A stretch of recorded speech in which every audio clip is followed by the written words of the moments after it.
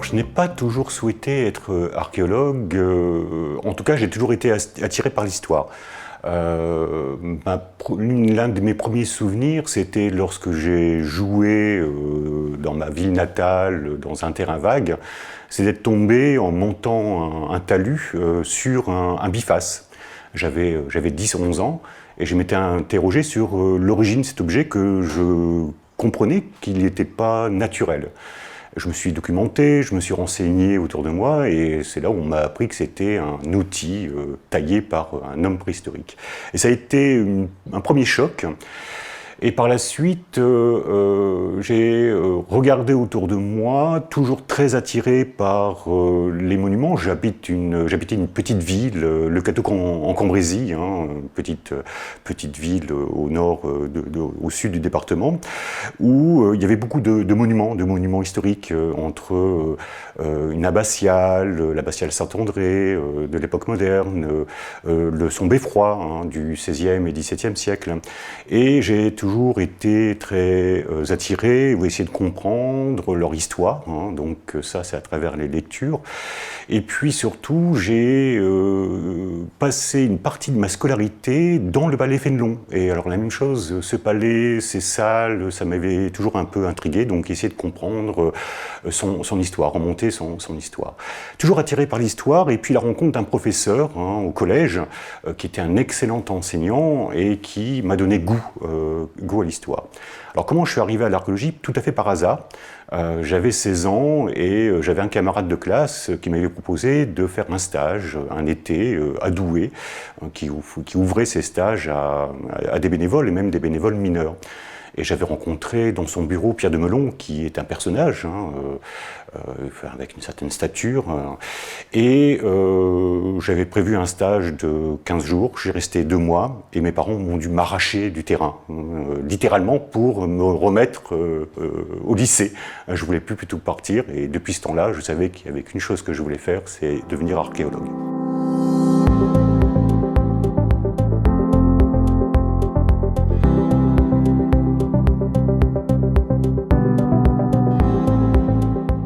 Quand je suis rentré au département du Pas-de-Calais, j'ai exercé la fonction d'archéologue départemental spécialiste de l'époque médiévale. Le service se montait et venait juste d'être agréé en archéologie préventive.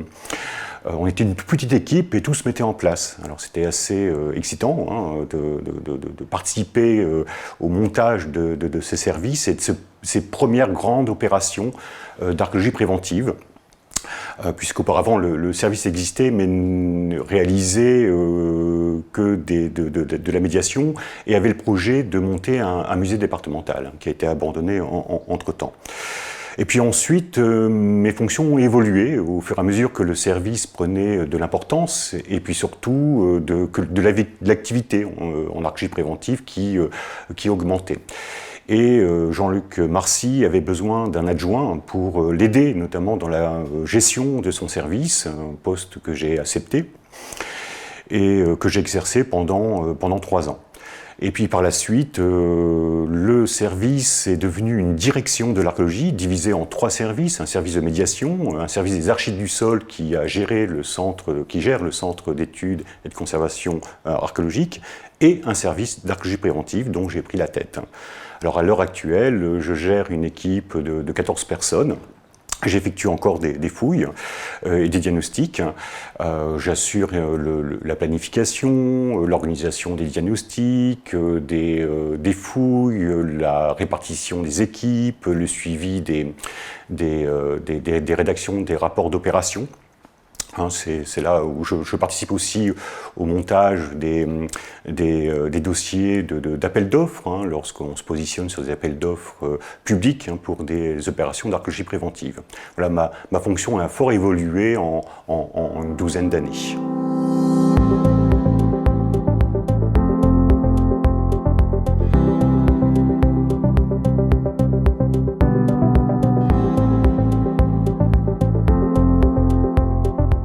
Alors Alors la fouille programmée de l'abbaye de Mont-Saint-Éloi a été un grand défi pour moi. Lorsque en 2010, le département m'a annoncé qu'il souhaitait organiser une fouille programmée derrière les deux tours à l'heure actuelle de l'ancienne abbatiale moderne, pour moi ça a été une forme de surprise, et puis surtout d'enjeu majeur, puisque cette archéologie, l'archéologie du religieux, n'était pas ma spécialité. Alors, la fouille est liée à la restauration des deux tours, et notamment la valorisation du site. Alors, un programme de 5 ans a été proposé, 5 années d'opération derrière les deux tours qui m'ont permis de retrouver trois églises successives, 3 abbatiales. La toute première de l'époque romane, dont l'origine remonte probablement au XIe siècle. Sa transformation au début du XIIIe siècle, à la période dite gothique, et puis le plan complet de l'abbatiale moderne. Et les découvertes, à chaque fois, ont été d'un réel intérêt. Alors, notamment une crypte romane, transformée à l'époque gothique et agrandie. Pour l'abbatiale moderne, ça a été notamment de dégager l'ensemble de ses fondations, de mieux comprendre ses techniques de construction, et puis surtout de corriger des plans qui étaient totalement faux. Jusqu'à maintenant, on se basait sur des archives qui ne reflétaient pas la réalité de ce qu'était au sol cette grande abbatiale moderne. Alors c'était aussi une grande leçon d'humilité, puisque pendant 5 ans, quand vous fouillez et que vous découvrez un site qui était inédit, personne n'avait travaillé à cet endroit-là, réellement, en tout cas en archéologie. La seule opération qui avait eu lieu, c'était devant les deux tours. Honoré Bernard avait effectué quelques sondages, il y avait le projet de fouiller là, avant de fouiller à Thérouanne. Donc j'avais que les documents historiques à ma disposition. C'était totalement nouveau pour moi. L'intérêt, c'est que j'ai pu, grâce aux fouilles, établir, montrer des plans qui n'étaient pas tout à fait en adéquation avec les données iconographiques anciennes. Et puis surtout, d'étudier dans le détail une crypte, et pour la période gothique, la plus grande crypte découverte dans le Nord-Pas-de-Calais. Ça a été au final une source d'enrichissement, autant pour moi que pour mon équipe, du moins j'espère. Et puis là, on a un autre défi qui est celui de rédiger une monographie qui rend compte de l'ensemble de ces résultats de ces 5 années d'opérations d'archéologie programmée.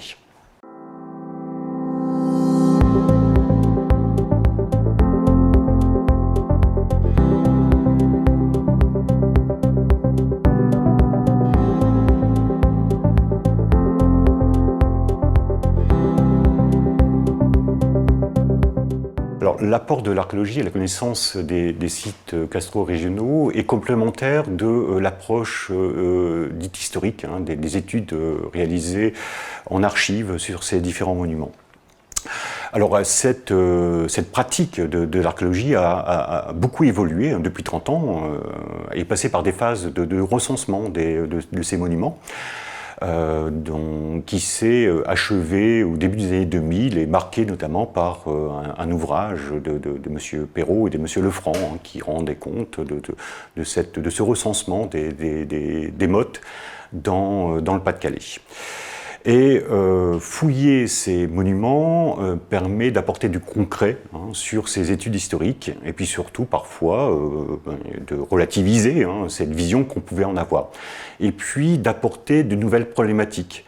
Et notamment, en dehors du fait de contextualiser ces monuments, c'est d'appréhender leur histoire sous d'autres aspects, notamment la gestion de leur environnement, les pratiques constructives, l'alimentation des gens qui occupaient ces lieux, l'organisation tout autour de ces monuments quand ils sont conservés en élévation, ou connaître au moins leurs plans lorsqu'ils sont complètement détruits, dont il subsiste uniquement finalement qu'une motte, hein, que ce petit relief dans les campagnes.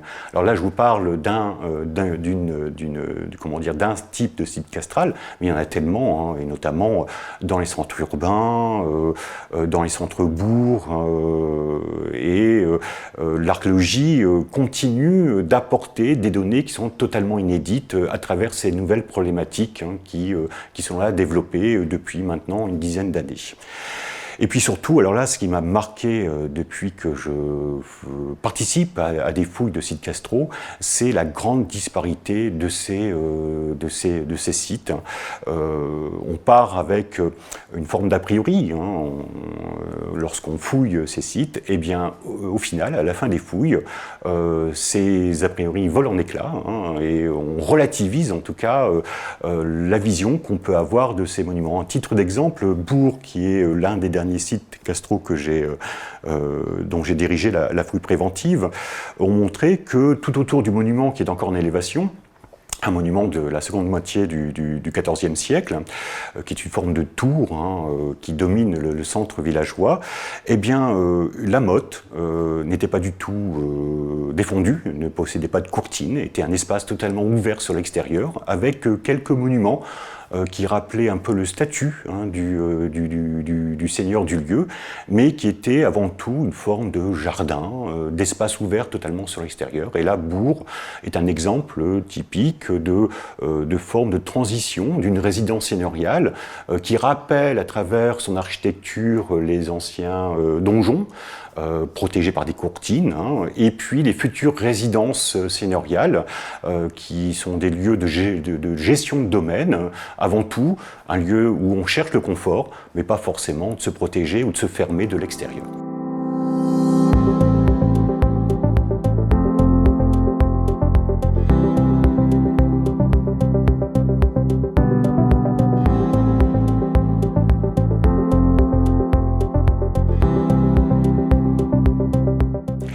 Alors, les découvertes qui m'ont le plus marqué sont liées à mon parcours professionnel et les différentes étapes, hein, de ce parcours-là. Alors déjà, dans un premier temps, mon premier site archéologique.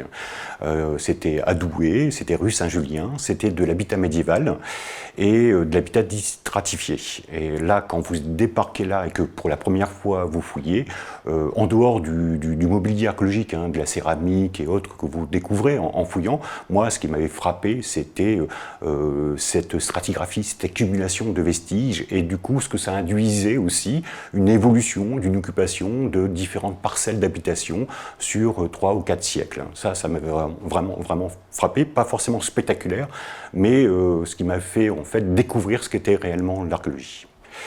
Ensuite, quand je suis arrivé à Arras, à la fin des années 2000, ça a été, alors pas du tout un site médiéval, mais un site du néolithique moyen 2, qui était situé sur le littoral. C'était un diagnostic, Cap Griné, hein, dans un cadre, un cadre vraiment d'une très grande beauté. Vous dominez la mer, avec au loin l'Angleterre qu'on voyait de temps en temps.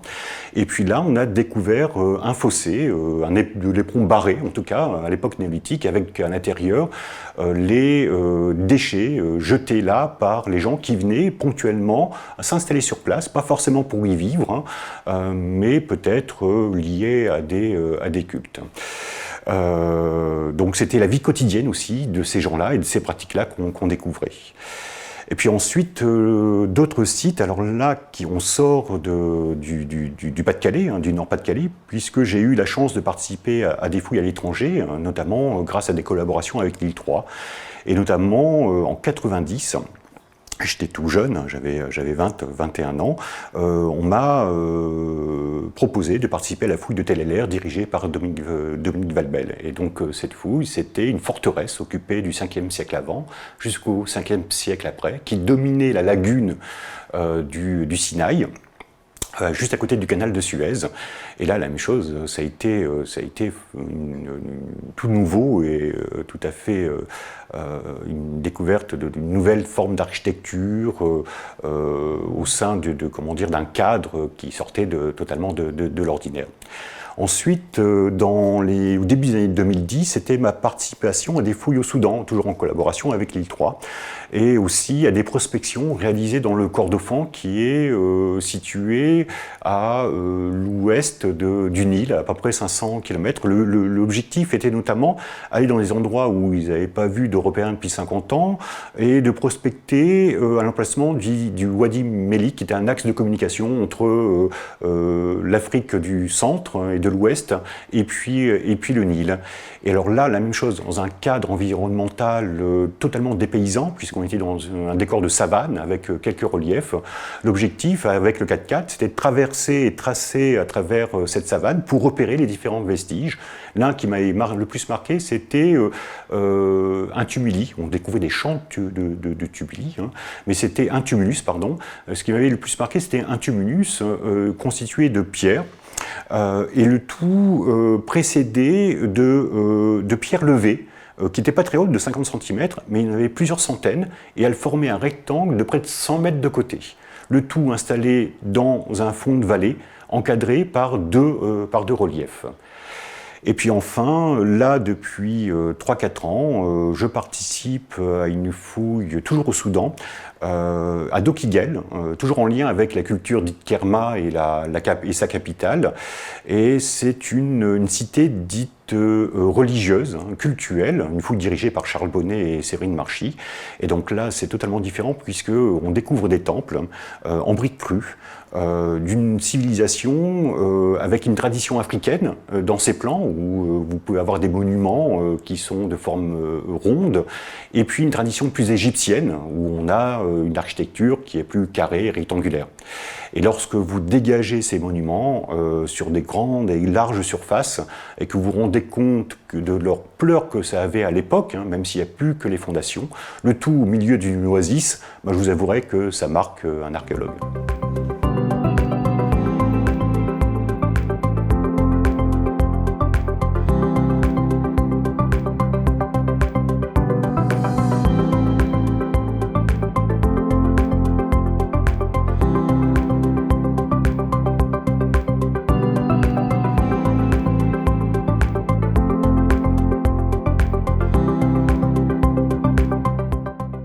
Alors pour moi, l'archéologie, principalement,